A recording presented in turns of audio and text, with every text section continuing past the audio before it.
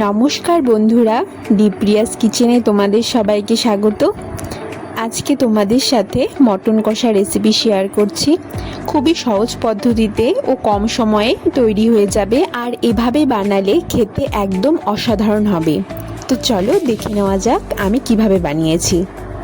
তো এখানে আমি 1 কেজি পরিমাণ মাটন নিয়েছি। মাটনটাকে ভালো করে জল দিয়ে ধুয়ে পরিষ্কার করে নিয়েছি। এবার এর মধ্যে পরিমাণ মতন লবণ ও হলুদ দিয়ে দিলাম। এবার দেব 1 চামচ পরিমাণ কাশ্মীরি লঙ্কা গুঁড়ো।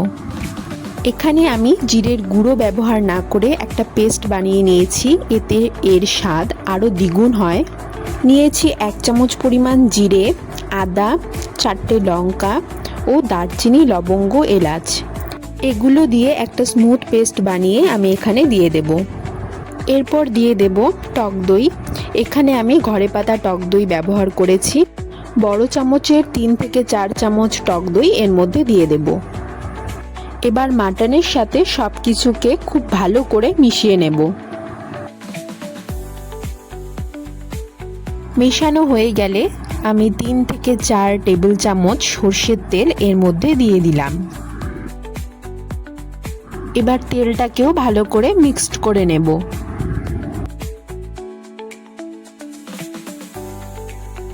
খুব ভালো করে সব কিছু মেশানো হয়ে গেলে আমি এটাকে আধ ঘন্টা থেকে 45 মিনিট ম্যারিনেট করে এভাবে রেখে দেব।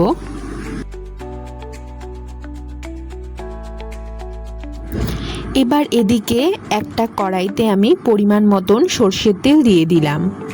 তেলটা গরম হয়ে গেলে পরে আমি মাংসের জন্য কেটে রাখা আলুগুলোকে এর মধ্যে দিয়ে দেব ভেজে নেওয়ার জন্য।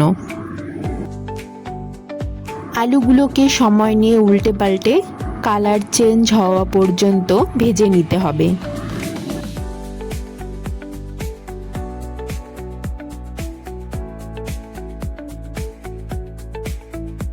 আলুগুলো ভাজা হয়ে গেছে, এবার আমি এগুলোকে নামিয়ে নিলাম। এবার মাংস রান্নার জন্য এই তেলেই আমি ফোড়নে দিয়ে দেব 1 চামচ পরিমাণ গোটা জিরে, 2টো শুকনো লঙ্কা, তেজপাতা, দারচিনি ও এলাচ। এগুলো থেকে একটা সুন্দর গন্ধ বেরোলে আমি 2টো মিডিয়াম সাইজের পেঁয়াজ কুচি করে এর মধ্যে দিয়ে দেব। এবার পেঁয়াজটাকে খুব ভালো করে ভেজে নিতে হবে।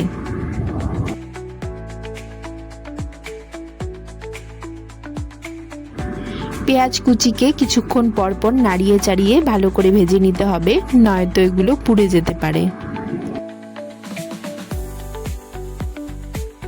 পেঁয়াজ কুচি ভালো করে ভাজা হয়ে গেছে, এবার এর মধ্যে ম্যারিনেট করা মাংসটা আমি দিয়ে দেব। ম্যারিনেট করা মাংসটা দিয়ে খুব ভালো করে কিছুক্ষণ কষিয়ে নেব।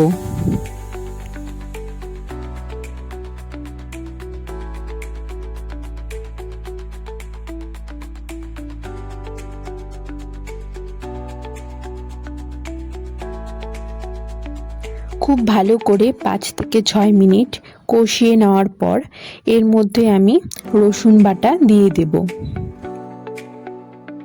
রসুন বাটা দেওয়ার পর খুব ভালো করে মাংসের সাথে মিশিয়ে নিয়ে নাড়াচাড়া করতে থাকব।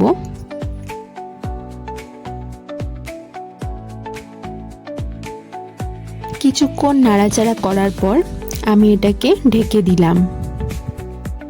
ঢাকনা খুলে আবার কিছুক্ষণ নাড়িয়ে চাড়িয়ে নিতে হবে, নয়তো তলে লেগে যেতে পারে।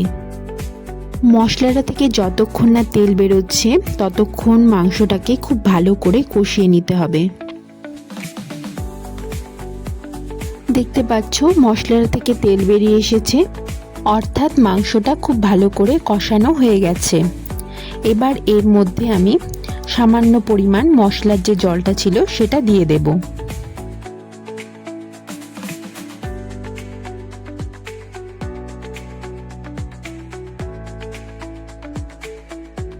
মশলার জলটা দিয়ে খুব ভালো করে মিশিয়ে নেওয়ার পর এর মধ্যে আমি ভেজে রাখা আলুর টুকরোগুলো দিয়ে দেব। মাংসের সাথে আলুগুলোকে খুব ভালো করে মিশিয়ে নিতে হবে।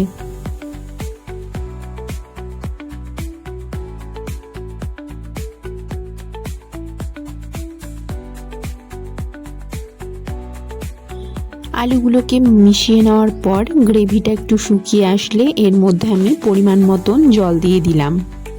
ঝোলটা একটু ফুটে আসলে আমি এগুলোকে প্রেসার কুকারে দিয়ে দেব, যাতে মাংসটা খুব ভালো করে সেদ্ধ হয়ে যায়। আর এর মধ্যে 3 থেকে 4টে চেরা কাঁচা লঙ্কা দিয়ে দেব। প্রেসার কুকারে 3টা সিটি দিয়ে নিলাম। এবার মাংসটা খুব ভালো করে সেদ্ধ হয়ে গেছে। মাংসটা ভালো করে সেদ্ধ হয়ে গেলে আমি আর একটু ফুটিয়ে নেব, আর এর মধ্যে 1 চামচ পরিমাণ ঘি দিয়ে দেব। ঘি দিলে এর টেস্টটা আরও ভালো হয়। ঘি দেওয়ার পর সামান্য পরিমাণ চিনি দিয়ে নামিয়ে নিতে হবে। মটন কষা এভাবে বানালে খেতে খুবই সুস্বাদু হবে। আশা করছি তোমরা সবাই বাড়িতে এভাবে একবার ট্রাই করবে। ভিডিওটি ভালো লাগলে চ্যানেলটিকে অবশ্যই সাবস্ক্রাইব করবে, লাইক, কমেন্ট আর শেয়ার করবে। ধন্যবাদ।